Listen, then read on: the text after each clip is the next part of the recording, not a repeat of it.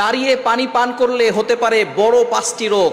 অনেকেই আমরা দাঁড়িয়ে পানি পান করার অভ্যাস করে ফেলেছি, এটা সবচেয়ে বড় বদ অভ্যাস।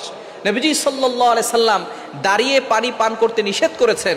নবীজি সাল্লাল্লাহু আলাইহি সাল্লামের একটি হাদিস রয়েছে, যদি কেউ দাঁড়িয়ে পানি পান করে ফেলে সে যাতে করে বমি করে সেই পানিটা ফেলে দেয়। সুতরাং অবশ্যই আমাদেরকে সতর্ক থাকতে হবে, দাঁড়িয়ে পানি পান করা যাবে না। নবীজি সাল্লাল্লাহু আলাইহি সাল্লামের সুন্নাহ হচ্ছে বসে পানি পান করা। ১৫০০ বছর আগে কোনো টেকনোলজি ছিল না, কোনো ল্যাব ছিল না, কোনো সায়েন্স ছিল না। নবীজি সাল্লাল্লাহু আলাইহি সাল্লাম জানিয়ে দিয়েছেন একজন মানুষ সুস্থ থাকতে চাইলে বসে পানি পান করবে, তাহলেই সুস্থ থাকতে পারবে। দাঁড়িয়ে পানি পান করলে বড় ধরনের ক্ষতি হওয়ার সম্ভাবনা আছে। বর্তমান চিকিৎসা বিজ্ঞানীরা নিয়ে গবেষণা করেছে, তারা গবেষণা করে দেখেছে যে একজন মানুষ সুস্থ থাকতে চাইলে বসে পানি পান করলেই সে সুস্থ থাকতে পারে। দাঁড়িয়ে পানি পান করলে তার বড় ধরনের 5টি রোগ হতে পারে। নাম্বার 1, 1 নাম্বার হচ্ছে তার কিডনি নষ্ট হয়ে যেতে পারে।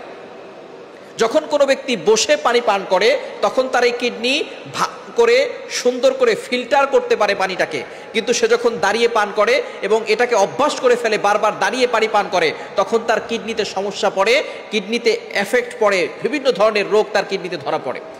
এজন্য অবশ্যই আমরা বসে পানি পান করার চেষ্টা করব। এক চিকিৎসা বিজ্ঞান সে চিন্তা করেছে একজন মানুষ কিভাবে সুস্থ থাকতে পারে, কিডনিকে ভালো রাখতে পারে, পাকস্থলী ভালো থাকতে পারে, কিভাবে পানি পান করলে সে সুস্থ থাকবে।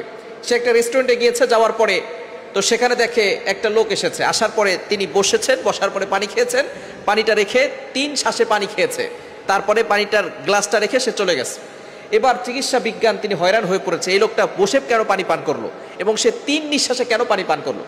এবার সে খোঁজাখুঁজি করা শুরু করছে। লোকটা যখন চলে যাচ্ছিল তখন তাকে ডেকেছে, ডাকার পর বলতেছে তুমি কেন বসে পানি পান করলে এবং তুমি 3 নিঃশ্বাসে কেন পানি পান করলে। বলে এটা হচ্ছে আমার নবীর সুন্নাত। তোমার নবীকে? বলে মুহাম্মদ সাল্লাল্লাহু আলাইহি ওয়াসাল্লাম। এই মুহাম্মদকে সে চিনে না, মুহাম্মদকে। এবার সে গুগলে সার্চ করা শুরু করলো। সে মনে মনে চিন্তা করতে লাগলো মুহাম্মদকে, দেখে ১৫০০ বছর আগের ইতিহাস হচ্ছে মুহাম্মদ সাল্লাল্লাহু আলাইহি ওয়াসাল্লামের ইতিহাস। এবার ইতিহাস পড়লেন, পড়ার পরে দেখলেন যে তখন তো কোনো সায়েন্স ছিল না, ল্যাব ছিল না, টেকনোলজি ছিল না, তুমি কিভাবে বসে বসে পানি পান করলে তোমার নবী সাল্লাল্লাহু আলাইহি ওয়াসাল্লামের সুন্নাতকে ভালোবেসে, নবীকে ভালোবেসে। তবে আমি এটা নিয়ে গবেষণা করতেছি কিভাবে একজন মানুষ সুস্থ থাকতে পারে।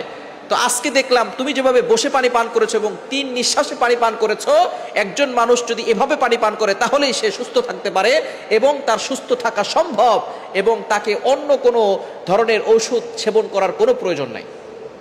সুবহানাল্লাহ বিহামদি। সে নবী সাল্লাল্লাহু আলাইহি ওয়াসাল্লামের ইতিহাস পড়ে সাথে সাথে কালিমা পড়ে মুসলমান হয়ে গেছে।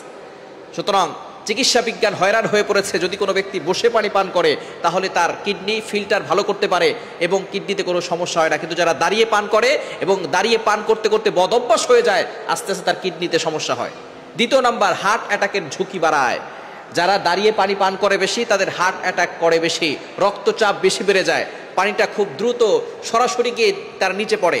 যখন সে বসে পানি পান করে আস্তে আস্তে নিচে যায়, কিন্তু যখন সে দাঁড়িয়ে পানি পান করে তখন সেটা খুব দ্রুত গতির সঙ্গে সেটা আস্তে আস্তে নিচে চলে যায়, যার কারণে বড় ধরনের সমস্যা হতে পারে, রক্তচাপ বেড়ে যায় এবং হার্ট অ্যাটাকের ঝুঁকি বাড়ায়।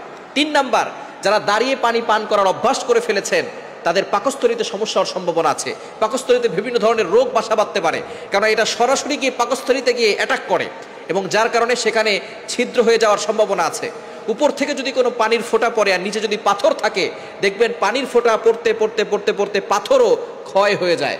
আর আপনার ভিতরে যে পার্টসগুলো আছে এগুলো যখন আপনি দাঁড়িয়ে পানি পান করবেন সরাসরি কোনো জায়গায় গিয়ে পড়বে, তখন সেই জায়গাটা আস্তে আস্তে ছিদ্র হয়ে যাওয়ার সম্ভাবনা আছে এবং বড় ধরনের রোগ হওয়ার সম্ভাবনা আছে। 3 নাম্বার, আপনার পাকস্থলীতে বড় ধরনের সমস্যা সৃষ্টি হবে। 4 নাম্বার, মূত্রনালীতে বড় ধরনের সমস্যা হবে। যখন আপনি পানি পান করবেন, এটা পাকস্থলী বলেন এবং অন্যান্য যেই আছে নালীগুলো আছে এগুলো ভালো করে কাজ করতে পারবে না, সরাসরি একেবারে মূত্রনালীতে চলে যাবে। যখন এটা নিচে চলে যাবে পানিটা, তখন এটা আস্তে আস্তে আপনার মূত্র যে নালীটা আছে সেখানে আপনার বড় ধরনের রোগ সৃষ্টি হতে পারে, সেখানে বড় ধরনের জীবাণু থাকতে পারে, যার কারণে আপনার আস্তে আস্তে বড় ধরনের সমস্যা হবে, যার কারণে মূত্রনালীতে রোগ হওয়ার সম্ভাবনা আছে। এজন্য দাঁড়িয়ে পানি পান করবেন না। এবং 5 নাম্বার, বদ হজমের সমস্যা হয় এবং আরও অনেক ধরনের ফুসফুসে সমস্যা হয়। এজন্য দাঁড়িয়ে পানি পান না করে বসে পানি পান করেন, সুন্নত আদায় হবে, সুস্থ থাকতে পারবেন। যদি সুস্থ থাকতে চান দাঁড়িয়ে পানি পান করবেন না। নবীজি সাল্লাল্লাহু আলাইহি সাল্লামের সুন্নাহকে আপনি বাস্তবায়ন করবেন। যেইখানে নবীজি সাল্লাল্লাহু আলাইহি সাল্লামের যেই সুন্নাত রয়েছে সেইখানে সেই সুন্নাত পালন করলেই একজন মানুষ সুস্থ থাকা সম্ভব।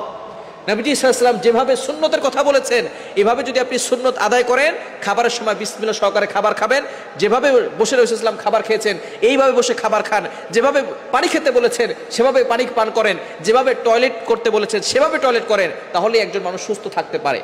এজন্য অবশ্যই আমরা এইভাবেই সামনে অগ্রসর হব, নবী ইসলামের সুন্নাহকে বাস্তবায়ন করার চেষ্টা করব। দাঁড়িয়ে পানি পান করব না।